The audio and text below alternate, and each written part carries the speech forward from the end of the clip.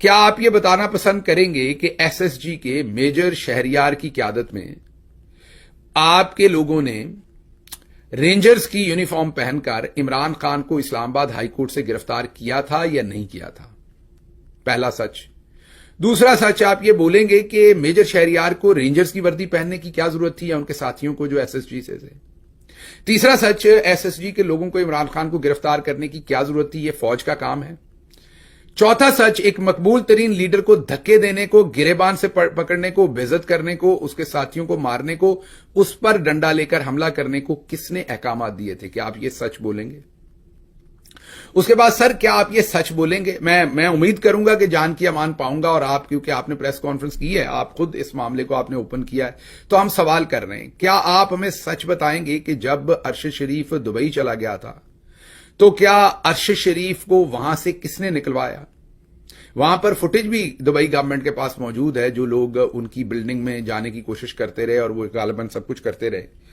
مجھے نہیں پتا وہ کون لوگ تھے، لیکن آپ بتائیں گے کہ کیا آپ کا کوئی لینا دینا ہے، آپ کے ادارے کا کوئی لینا دینا ہے؟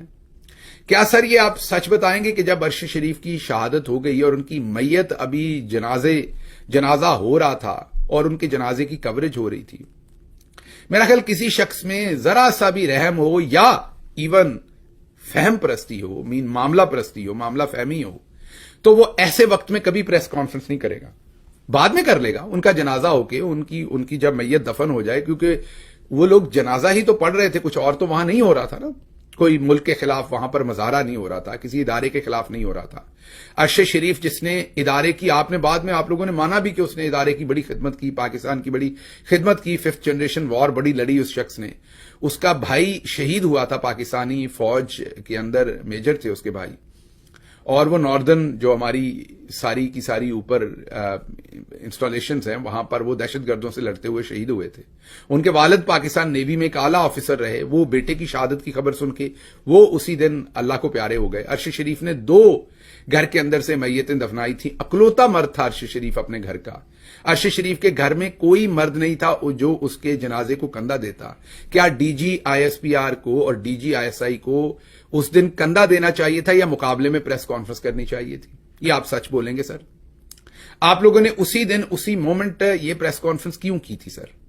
اس میں ارشد کے تمام سٹانس کو نگیٹ کرنے کی، ارشد کی شہادت کو ٹیپر ڈاؤن کرنے کی، اس تمام چیز کے اوپر ایک پروپوگیٹو قسم کا نیریٹو دینے کی کوشش کیوں کی گئی تھی سر؟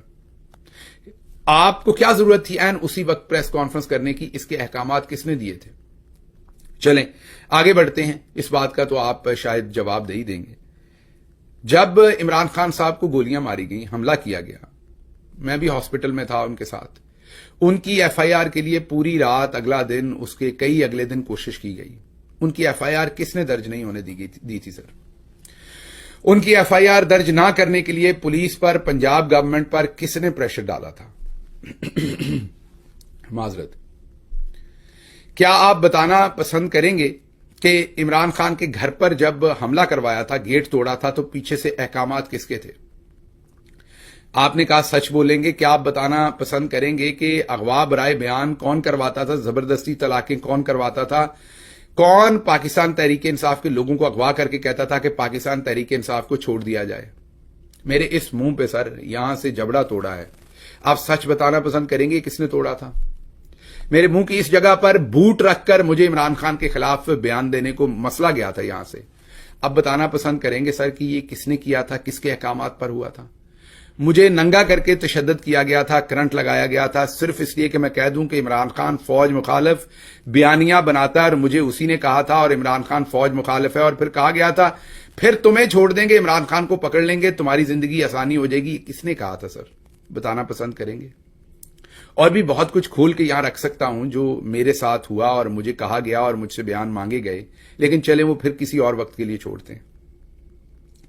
سر آپ بتانا پسند کریں گے کہ جنرل اسد درانی صاحب نے سپریم کورٹ آف پاکستان کے اندر کہا تھا کہ ہم انہوں نے ایفیڈیوٹ دیا تھا کہ میں نے پیسے بانٹے تھے بے نظیر صاحبہ کی حکومت گرانے کی، کیا ان کے خلاف ادارے نے کوئی ایکشن لیا؟ ان کی کوئی پینشن بند کی؟ ان کی کوئی مراد واپس نہیں؟ ان کے ساتھ ان کے ساتھیوں نے جنہوں نے آئین توڑا، جنہوں نے قسم کھائی ہوئی ہے حلف کے اوپر کہ ہم پولیٹکس کے اندر کوئی لینا دینا نہیں رکھیں گے, حکومتیں گرائیں گے نہیں, بنائیں گے نہیں. انہوں نے ایفیڈیوٹ دیا تھا, کیا ان کے خلاف کسی قسم کا کوئی ایکشن لیا گیا؟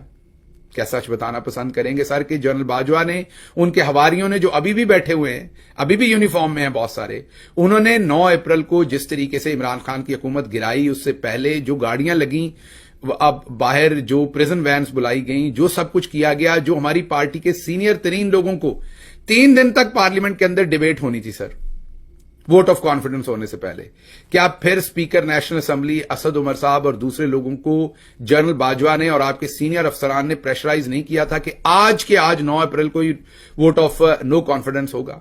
حالانکہ پہلے طے ہو گیا تھا کہ 3 دن کم از کم پارلیمنٹ میں ڈیبیٹ ہوگی, پھر ووٹ آف نو کانفیڈنس ہوگا. وہ کس نے کیا تھا سر؟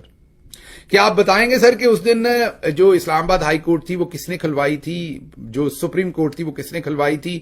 جب عمران خان الیکشن کی طرف چلے گئے تھے تو پھر دوبارہ بتائیے کہ کس نے وہ سب کچھ کروایا تھا کہ شہباز شریف کو لے کے آنا؟ سر باتیں بہت دور تک چلی جائیں گی, جنرل رانی تک بھی بات جائے گی, 1971 کے سارے معاملات بھی جائیں گے. 1971 میں بھٹو صاحب کا حال وہی تھا جو آج نواز شریف کا ہے, معذرت کے ساتھ. بھٹو صاحب کے جالے یہ مانیں گے نہیں, لیکن تاریخ یہی